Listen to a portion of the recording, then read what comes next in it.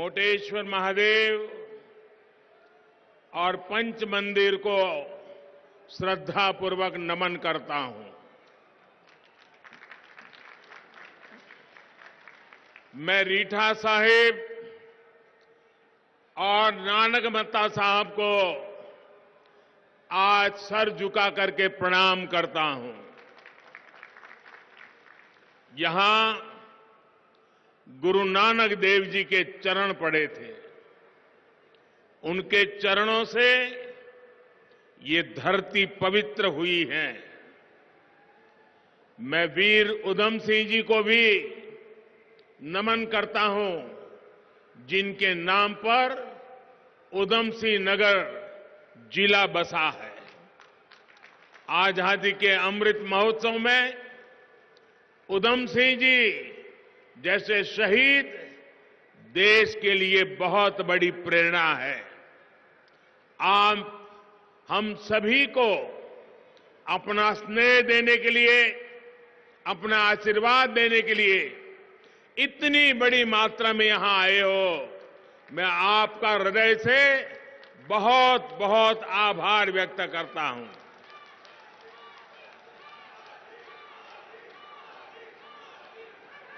मैं देवभूमि के आप सब लोगों को कोटि कोटि अभिनंदन करता हूं। साथियों, उधम सिंह नगर में एक तरह से मिनी इंडिया की झलक दिखती है। हिंदुस्तान का ऐसा कोई कोना नहीं होगा जहां के लोग यहां नहीं रहते हो, यहां अपना भाग्य आजमाने नहीं आते हो। आप एक भारत श्रेष्ठ भारत की जीवन तस्वीर है। आपने आज उत्तराखंड में एक बार फिर डबल इंजन की सरकार पर मोहर लगा दी है। एक प्रकार से आज चुनाव प्रचार का आखिरी दिन है और मेरी उत्तराखंड में इस चुनाव अभियान की आखिरी प्रचार सभा आपके आशीर्वाद के साथ पूरी होने वाली है। मैं आज देख रहा हूं पूरे रास्ते पर और यहां पर भी आज जो मैं उत्साह, उमंग आप लोगों में है, इसे देख करके मुझे तो ऐसा लग रहा है कि आप मेरी सभा सुनने नहीं आए हैं। आप तो मुझे चुनाव नतीजे के बाद भारतीय जनता पार्टी की दामी सरकार के शपथ ग्रहण का निमंत्रण देने आए हैं।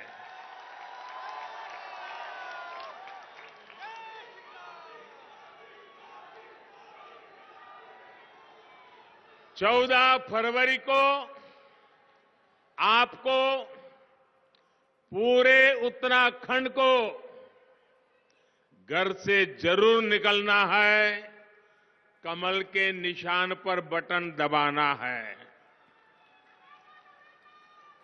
साथियों, कोरोना महामारी के चलते शुरू में लग रहा था कि इस बार इस तरह से रैली करना संभव होगा कि नहीं होगा, लेकिन देश की ताकत, उत्तराखंड के लोगों की ताकत ने आज इस रैली को सच करके दिखाया है।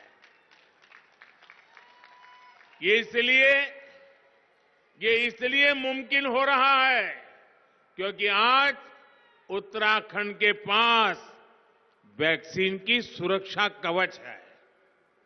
हमारे उत्तराखंड ने रिकॉर्ड समय में 100% आबादी का सिंगल डोज वैक्सीनेशन करके दिखाया है।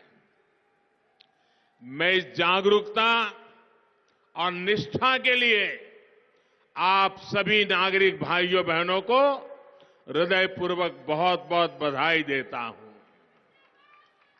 मैं आपके युवा मुख्यमंत्री श्रीमान धामी जी को, उनकी पूरी सरकार की टीम को भी बधाई देता हूं कि उन्होंने वैक्सीनेशन का काम गांव-गांव, घर-घर पहुंचाया, कठिन से कठिन परिस्थिति में भी पहुंचाया। धामी जी के काम ने ऐसे लोगों का मुंह बंद कर दिया है जो कहते थे कि दूर सुदूर पहाड़ों में इतनी ऊंचाइयों पर वैक्सीन तो पहुंच ही नहीं सकती है। आपको मालूम है ना ऐसी बातें कौन करते थे, जानते हो ना आप लोग? ये निराशा से भरी हुई बातें किसकी होती थी? आप इन लोगों को भली भांति पहचानते हो ना? ये वही लोग हैं जिन्होंने वैक्सीनेशन अभियान के दौरान भारत की वैक्सीन को लगातार बदनाम किया, लगातार बदनाम किया। ये वही लोग हैं जो वैक्सीन को लेकर चारों तरफ दिन रात अफवाहें फैलाने में लगे थे। साथियों, आप एक बात और सोचिए, वैक्सीन तो सबके लिए होती है, फिर इनको वैक्सीन से क्या तकलीफ थी? इनको तकलीफ ये थी कि वैक्सीन की वजह से हर देशवासी सुरक्षित हो जाएगा, और अगर सुरक्षित हो जाएगा तो ये लोग पहले भी मोदी का जय जयकार करते थे, अब और ज्यादा जोर से मोदी का जयकारा करेंगे और साथ साथ धामी का भी जय जयकारा करेंगे। ये लोग नहीं चाहते थे कि उत्तराखंड में फिर से, भाइयों बहनों, ये ऐसे विकृत राजनीति वाले लोग हैं कि वे अपने राजनीतिक स्वार्थ के लिए औरों का बुरा सोचते हैं, बुरा देखते हैं। ये लोकतंत्र में नहीं चल सकता है। भाइयों बहनों, वो तो नहीं चाहते थे वैक्सीन लग जाएगी तो फिर बद्रीनाथ, केदारनाथ, मसूरी, नैनीताल यात्री आना शुरू हो जाएंगे, टूरिस्ट शुरू हो जाएंगे, तो फिर उनकी राजनीति की खिचड़ी कैसे पकेगी? और इसलिए वो लोगों को वैक्सीन के लिए गुमराह करते थे। ये नहीं चाहते थे कि वैक्सीन का कवच पाने के बाद रोजगार और उद्योग धंधे फिर से चल पड़े। आप उधम सिंह नगर के लोग तो अच्छी तरह समझते हैं कि इन्होंने कितना खतरनाक खेल खेला, और इसके पीछे की सबसे बड़ी वजह जानते हैं क्या थी? ये सोचते थे कि सब कुछ पटरी पर आ जाएगा तो ये मोदी को गाली कैसे देंगे, फिर ये भारत को बदनाम कैसे करेंगे।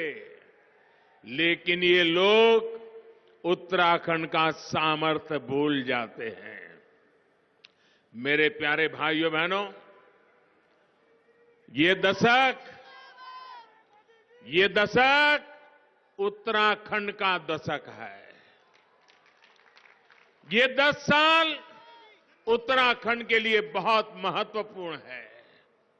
आज जो 18 साल के नौजवान हैं, बहनें, बेटियां हैं, उनके लिए ये 10 साल उनकी जिंदगी का भी महत्वपूर्ण अवसर होता है। हमारा देश, हमारा उत्तराखंड ऐसे लोगों के रोकने से रुकने वाला नहीं है। आज उत्तराखंड में पर्यटन, रोजगार फिर से पटरी पर लौटने लगा है। उधम सिंह नगर के उद्योगों ने फिर से गति पकड़नी शुरू कर दी है। साथियों, 100 साल में ऐसी महामारी दुनिया ने नहीं देखी है। पूरी मानव जात 2 साल से इस महामारी ने उसको अपनी चपेट में लिया हुआ है। भाइयों बहनों, भारत में हमारी सरकार ने लगातार प्रयास किया कि कोरोना की वजह से तबाही कम से कम हो। हमारे जो छोटे उद्यमी है, जो एमएसएमई सेक्टर है, उसे विशेष तौर पर इस संकट के समय में 2.5 लाख करोड़ रुपए की मदद की गई। 2.5 लाख करोड़ रुपए। एक रिपोर्ट में सामने आया है कि भारत सरकार की इस योजना के कारण एमएसएमईज को समय पर मदद मिलने के कारण लाखों एमएसएमई इस कोरोना के कारण बंद होने की कगार पर थे। ये लाखों एमएसएमई बच गए और लाखों लोगों का रोजगार भी सुरक्षित हो गया। हमारी सरकार ने जो एमएसएमई की परिभाषा बदली है, उसका भी लाभ यहां के छोटे उद्यमियों को हुआ है। साथियों, कोरोना के इस काल में डबल इंजन की सरकार ने उत्तराखंड में विकास को भी रफ्तार दी है और गरीबों की भी चिंता की है। इतना बड़ा संकट आया, 100 साल की सबसे बड़ी वैश्विक महामारी आई, लेकिन यहां के तराई के क्षेत्र से लेकर पहाड़ों पर बसे गांवों तक हमारी सरकार ने किसी भी गरीब को भूखे नहीं सोने दिया। हमने चिंता की कि गरीब के घर का चूल्हा जलते रहना चाहिए।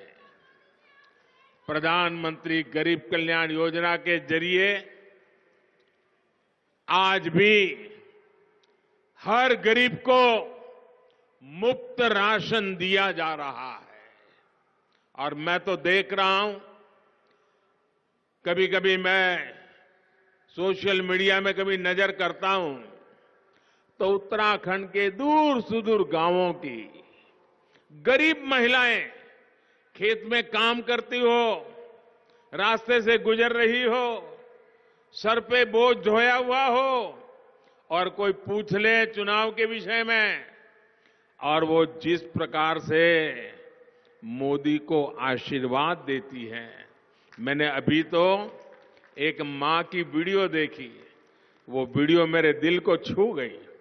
उत्तराखंड के किसी दूर सुदूर गांव से वो मां बोल रही थी, यहां की लोकल भाषा में वो बोल रही थी। उसने कहा कि हमने हमारे बच्चों को 9 महीना हमारे पेट में पाला, बड़े होकर वो अपने अपने में खो गए। बच्चे अपने में खो गए। प्रधानमंत्री उत्तराखंड के लोगों का दर्द भी साझा कर रहे हैं और बीजेपी की योजनाओं के बारे में भी उनके सामने बात रख रहे हैं। बढ़ेंगे आगे इस वक्त की हेडलाइंस के साथ।